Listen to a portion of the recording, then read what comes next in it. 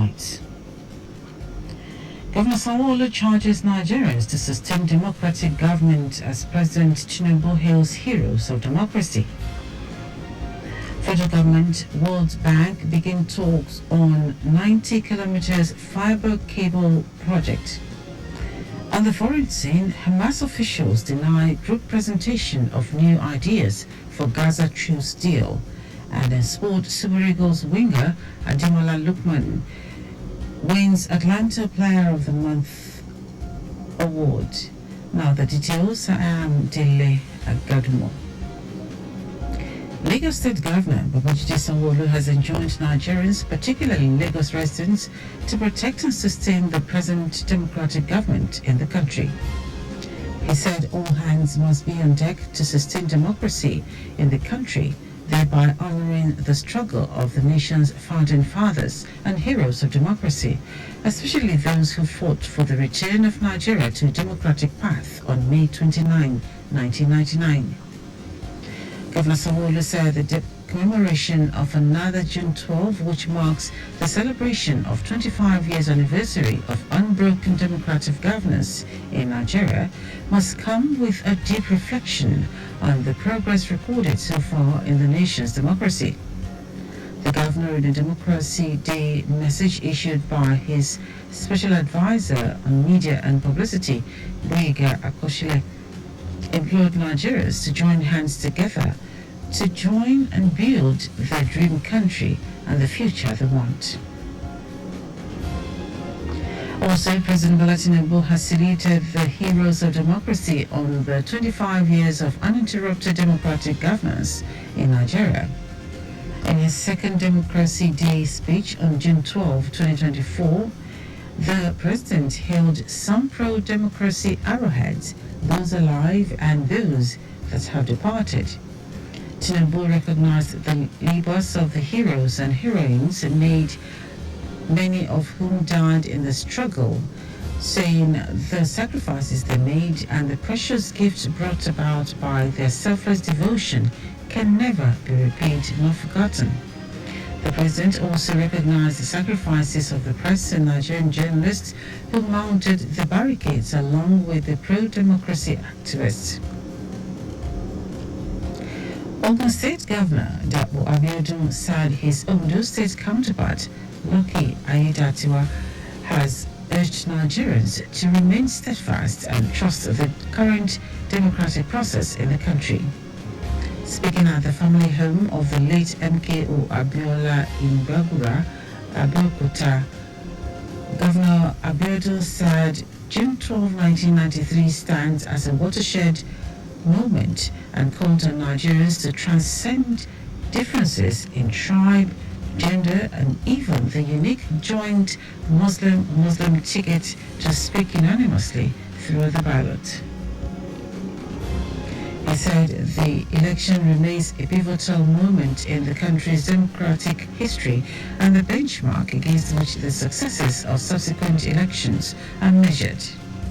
Also speaking during the Democracy Day celebration in Akure, Governor Lucky Aiyedatiwa of Ondo State said that democracy is well and alive in Nigeria.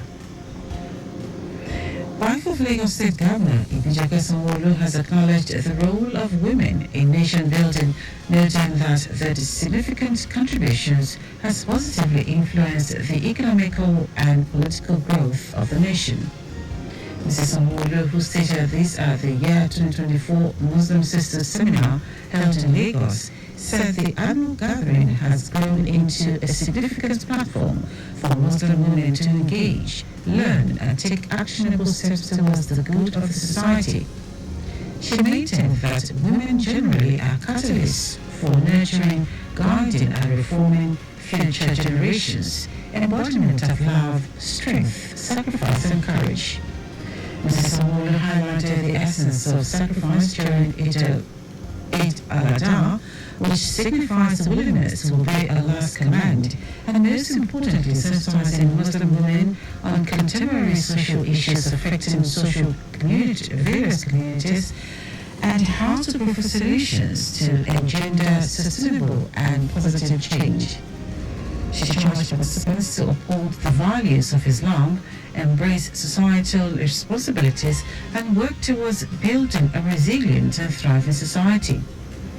Earlier in his remarks, the Chief Imam of Lekki Branch, Jamiu Kayode, while delivering his lecture on family ties, the fundamental link to nation building, exemplified the importance of building a healthy, united and strong family in line with the Holy Quran, saying that this will further contribute to the growth and progress of every society. Now to the rest of the stories. Just a few weeks after the federal government approved a special purpose vehicle to support the delivery of an additional 90 kilometer of fiber optic cable, it has commenced talks with the World Bank. Minister of Communications and Digital Economy, Bosun Tijani, made this known while announcing the kickoff of Nigeria Week in Washington, United States.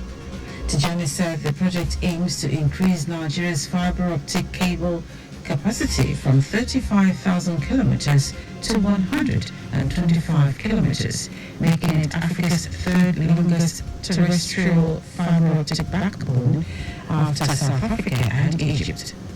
The World Bank estimated $6 billion in annual investments to bridge Africa's digital divide to ensure widespread access to digital technologies. Meanwhile, the Nigerian Communications Commission has secured right-of-way fee waivers in 6 states, a move expected to significantly boost the telecommunications industry. The federal government has admonished organised labour to consider the broader economic implications of its push for an unrealistic higher national minimum wage. Minister of Information and National Orientation, Mohammed Idris, who handed down the admonition, hinted that the 250,000 minimum wage demanded by labour could undermine the economy, lead to mass retrenchment of workers, and jeopardize the welfare of Nigerians. The labour unions refuted President Bola Tinubu's claims during his Democracy Day broadcast on Wednesday that an agreement had been reached on the new national minimum wage. Acting President of the Nigeria Labour Congress, Dele Agadumo, said as of the time negotiations ended June 7, no agreement had been reached by the tripartite committee on the national minimum wage. Adeyanju is acting on behalf of the NLC President, Joe Ajero, who is attending an International Labour Organization conference in Geneva, Switzerland. And now to foreign news. Senior Hamas official Osama Hamdan has denied that the Palestinian Islamist group had put forward new ideas for the US-backed proposal for a Gaza ceasefire, after U.S. Secretary of State Antony Blinken said it had suggested numerous changes. Hamdan, speaking in an interview, also said Blinken was part of the problem, not the solution in the Gaza war. He reiterated Hamas' stand that it was Israel that was rejecting proposals and accused the U.S. administration of going along with its close ally to evade any commitment to a blueprint for a permanent ceasefire in the Gaza Strip. Hamdan also demanded guarantees from mediators to ensure that Israel does not evade its responsibilities. Earlier, Blinken said that Hamas had suggested many changes, some unworkable, to the proposal, though he's also said mediators remained determined to close the gaps. Meanwhile, Egyptian and Qatari mediators said they had received the response from Hamas and other Palestinian groups to the U.S. proposal, though the statement did not clarify what the response entailed. It will be recalled that on May 31, U.S. President Joe Biden laid out a three-phase Israeli proposal that would include negotiations for a permanent ceasefire in Gaza, as well as phased exchanges of Israeli hostages for Palestinian prisoners held in Israel. Now, sports. Super Eagles winger Ademola Lookman has been named Atalanta's Player of the Month for May and June. Lookman scored 6 goals and provided 3 assists in the 2 months under review. The Nigeria international made the headlines after scoring a hat-trick in Atalanta's UEFA Europa League final victory over Bundesliga champions Bayer Leverkusen. It is the first time the winger will be winning the award this season. The 26-year-old finished the campaign with 17 goals and 8 assists across all competitions. Meanwhile, Lookman has been linked with a summer exit from Atalanta following his impressive displays for Atalanta. West Ham United and Bayern Munich are reportedly interested in the player.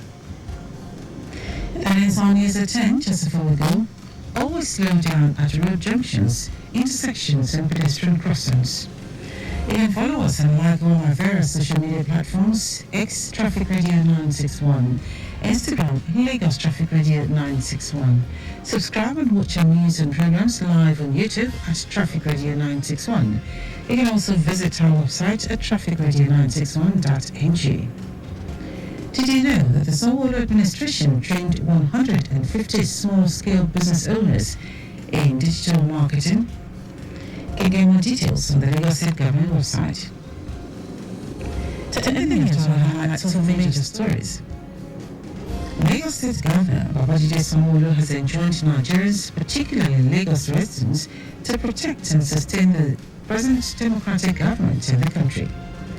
Also, President Bola Tinubu has saluted the heroes of democracy of the 25 years of uninterrupted democratic governance in Nigeria.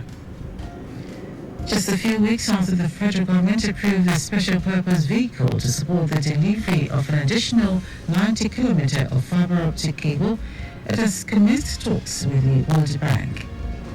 We also told you that senior Hamas official Osama Hamdan has denied that the Palestinian Islamist group had put forward new ideas for the US-backed proposal for a Gaza ceasefire, after US Secretary of State Anthony Blinken said it had suggested numerous changes.